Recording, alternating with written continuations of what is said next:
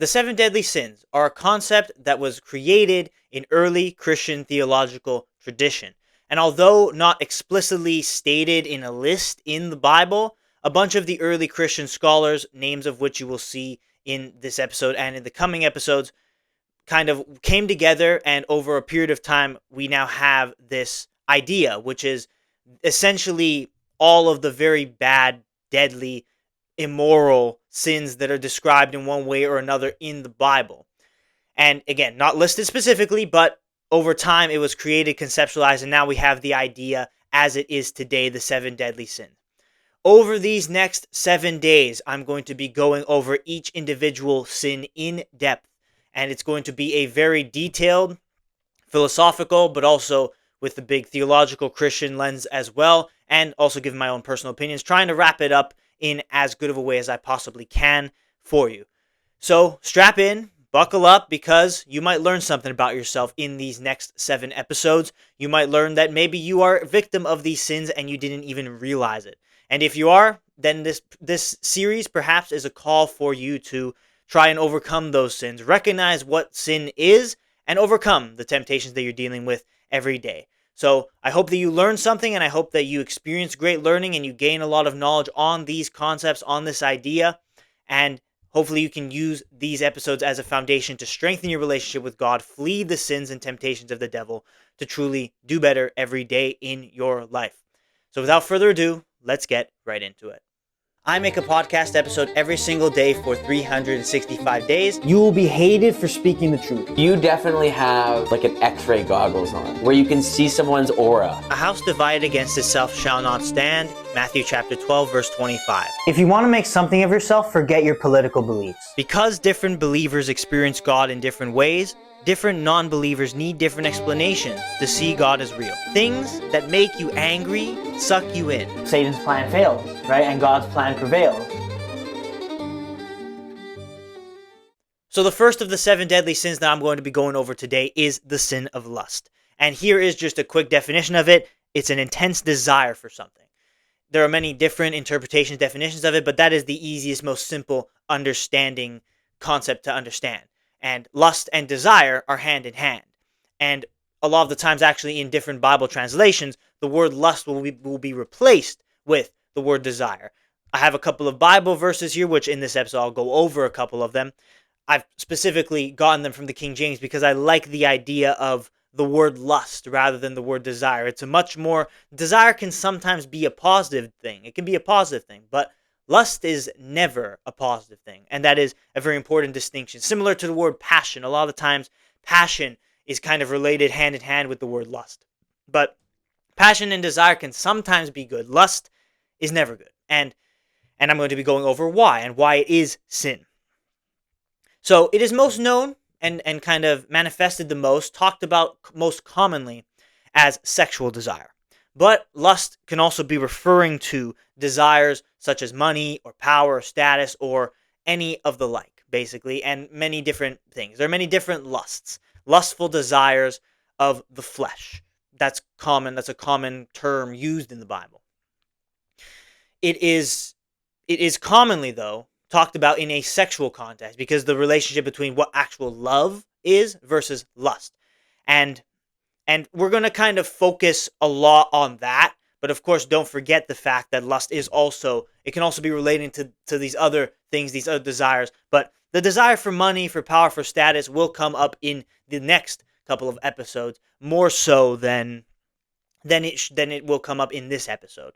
But I just wanted to let you know that yes, lust is not just exclusively for sexual desire, as much as that seems to be what it's commonly referred to as. It can also be for other desires and other pursuits, other things, sins, problems, materialistic things, let's say. Again, I'll be getting into it even more detail in the next couple of episodes. There will be a lot talked about in a different sin, in a different one of the deadly sins. But for lust, let's focus on the sexual side. So, Pope John Paul II quotes, "Lust devalues the eternal attraction of male and female." So, God created male and female to be together in one. We have these desires because it's supposed to be a special thing. It's supposed to be just a very blessing, it's a blessing, it's a glorious thing, glorying God.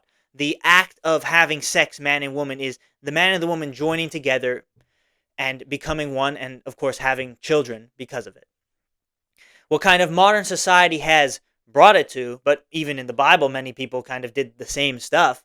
It's like you're focusing solely on the pleasurous aspects of the act of sex, and like basically it's just you're going for the pleasure, right? You love a woman not because you actually love who she is. You love her body, her shape, how she performs in bed.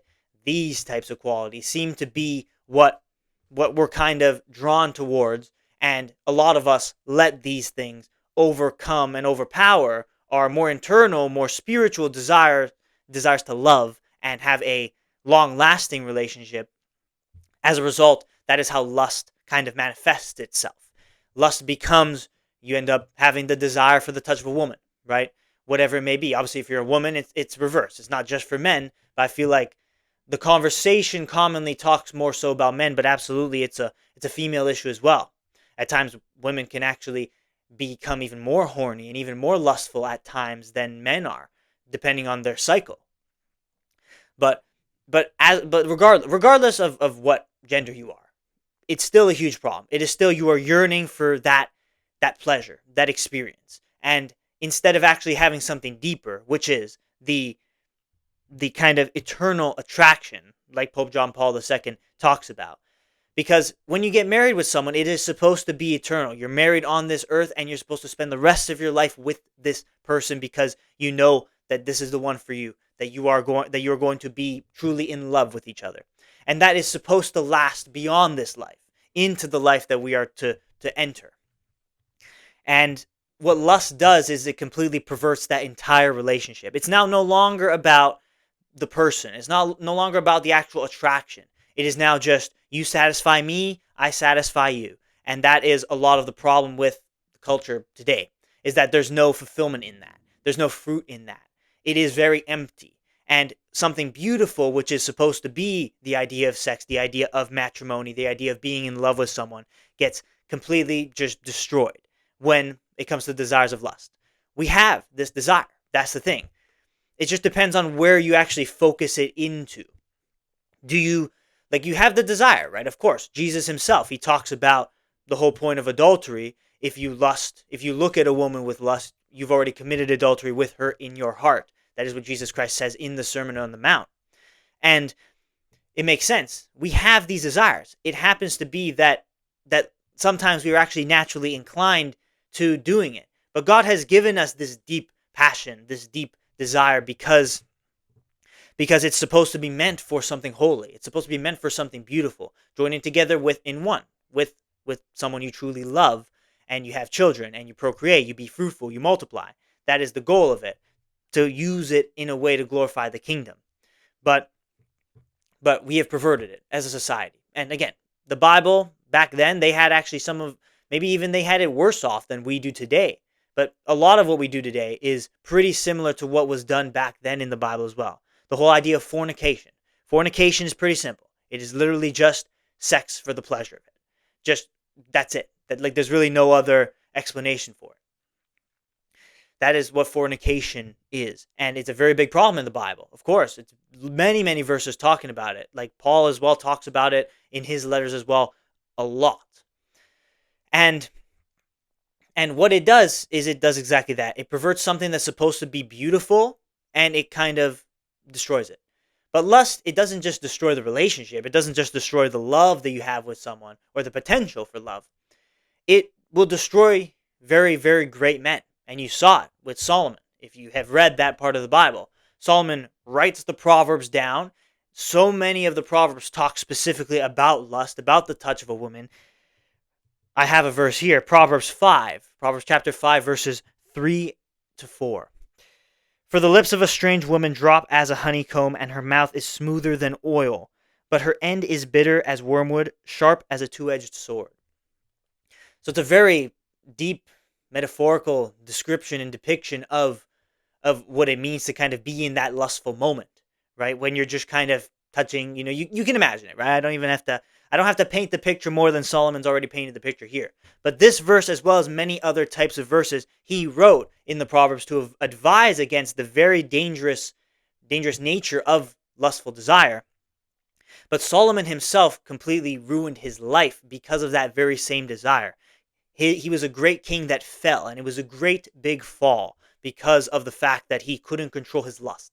He couldn't control his desire for the touch and for that pleasure, for that moment with a woman, and he ended up having, what was it, 500 wives or something like that, all of which from different sectors, and they convinced him and wooed him and moved him away from God, and of course he got punished for it. But he himself knew of the problems. He could not control those desires. So the desire is big, and the lust is a very powerful, powerful emotion that really destroys people. It's not just going to destroy the holiness of the bond between man and woman. It also just destroys you as a person, because then that becomes what you're pursuing. Just subconsciously, you're pursuing that pleasure, that touch, rather than something deeper, something more meaningful. And it will move you away and kind of divert you away from the goals that you're trying to reach. And instead of actually being a good servant of God, and instead of actually going and pursuing the things you need to pursue in your life, you become so focused on the women, the ladies. Obviously, I'm talking to the men, but it could be the reverse as well, of course. And it destroys people. It really does. Just as it destroyed Solomon, it can really destroy you as well if you are not careful. Once you make that the thing you're prioritizing, and unfortunately a lot of people do, kind of everything else can kind of just fall apart subsequently as a result. Because also the partner you're with can be convincing you of things. That's what happened to Solomon. They convinced him to go against God and convinced him that the words of God weren't actually like true and real, and he started to move away from the teachings that he himself knew very well because he wrote in the Proverbs, right? Like, you can have a person, because you're so poisoned in your mind with the lust for them, that they can dangle the carrot of that sexual interaction, but then they can also kind of manipulate you as well to moving away from the values that you used to hold or that are more important to hold, and towards the kind of fleshly desires. And it's a very, very bad thing. It's a very slippery slope to fall into. It is something that can really absolutely spiral out of control. Solomon's the biggest example, as well as King David, who all he did was look. It started with him just looking at a beautiful woman, and he knew that that woman already had a husband, and the husband was a very powerful man. But instead of looking away and turning away and shutting down those desires, he lent into them even more, and it led to him committing, one of the purest forms of adultery with this woman, and then killing her husband in the future, and ended up destroying him in his kingdom because of the fact that it just took one small moment of lust and he couldn't control it. So it's very, very hard to control, and you have to be very, very careful when it comes to it. You're given these desires because it's supposed to be something beautiful, but it's very easy to lose control and let it slip, and let it destroy you, let it destroy the relationships with the people around you, and subsequently destroy a relationship with God. Wikipedia, which I got some of the information from Wikipedia. Okay, you know what? Like, sue me, right? Wikipedia says lust is said to be the mildest of the sins. But I personally disagree with it. I disagree with it. All 7 of the deadly sins are called the 7 deadly sins for a reason. I think they're all equally bad, and they can all be as equally destructive, one or the other. But lust is probably, I think, one of the worst. It is one of the worst because it's basically like the pursuit of the pleasure. And humans kind of sometimes we seek pleasure, we lean into it more than we should, and it destroys us. But lust can kind of grab hold of you, and you can lose control, and you can spiral out of control before you even realize. It can become, and you can rationalize as well. It can become, I'm just going to do it one time, right? It's just going to be this one thing that's happening. And then before you know it, you've spiraled so far out of control.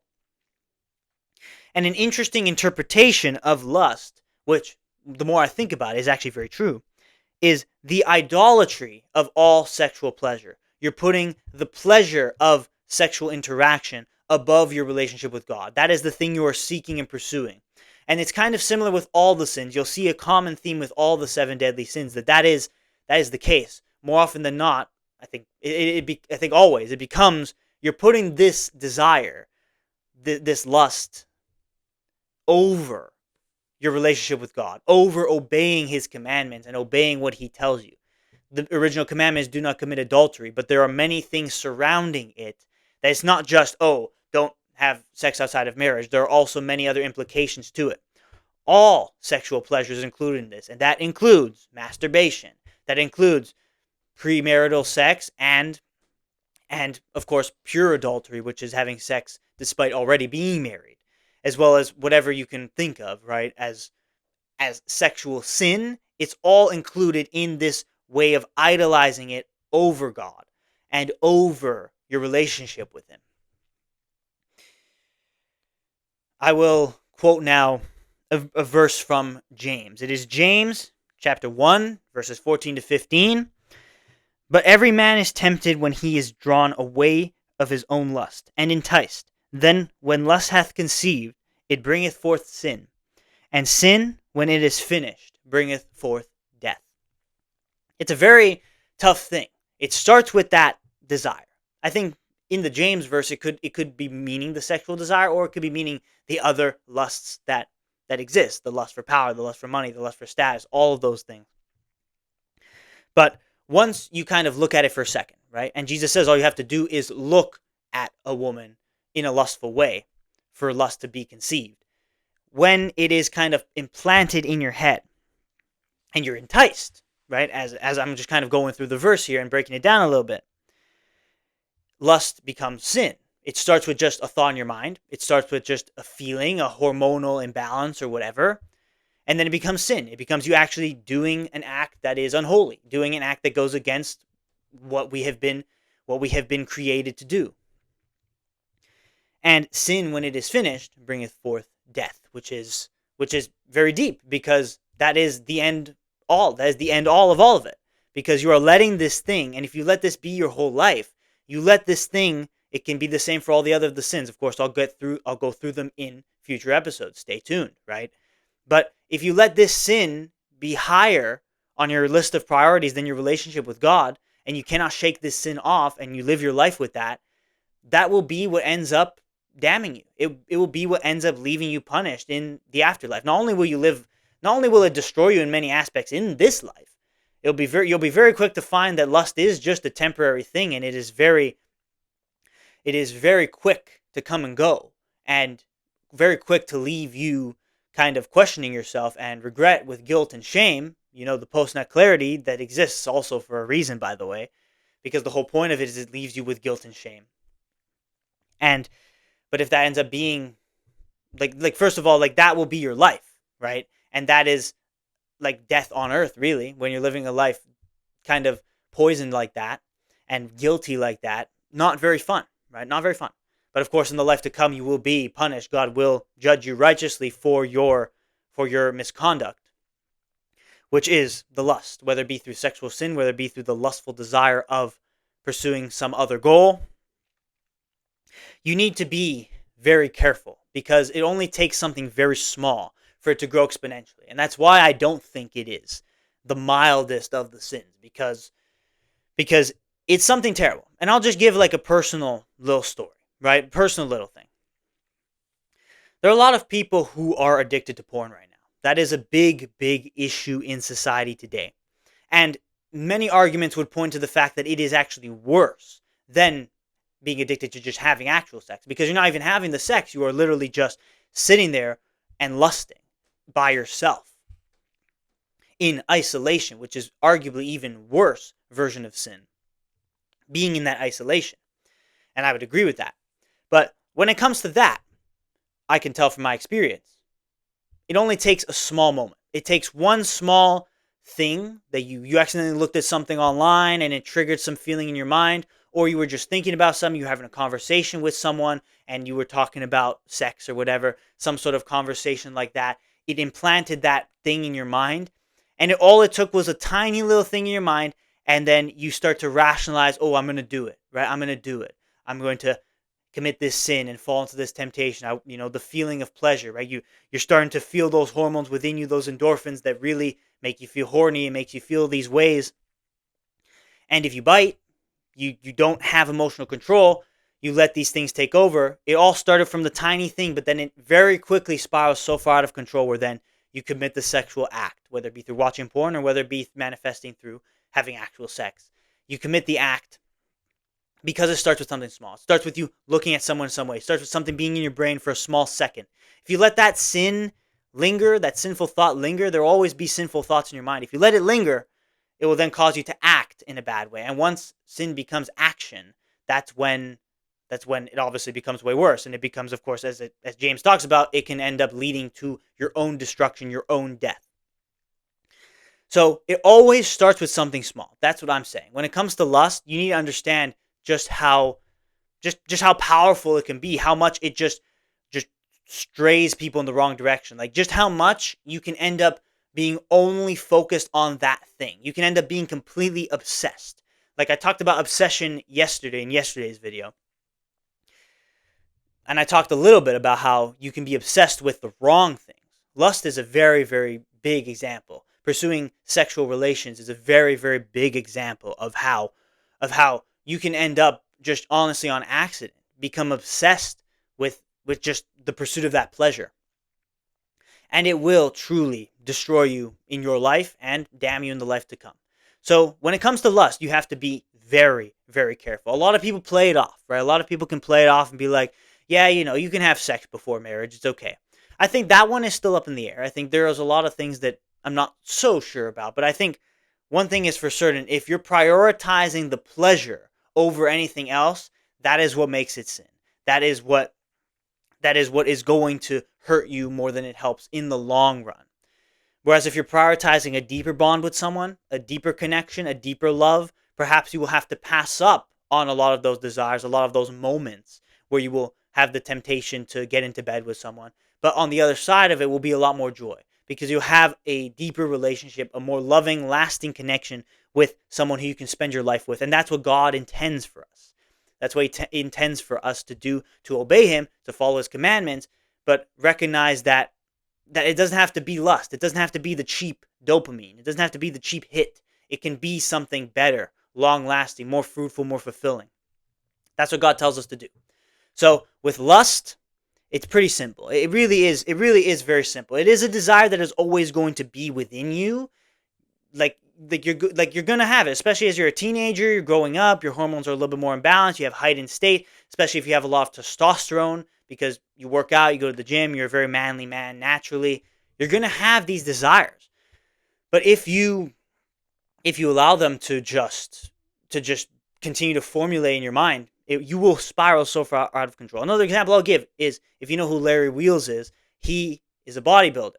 And he fell into such one of the worst porn addiction things of all time, really, where he spent hundreds of thousands of dollars just to get the hit because he just fell so far deep into the rabbit hole.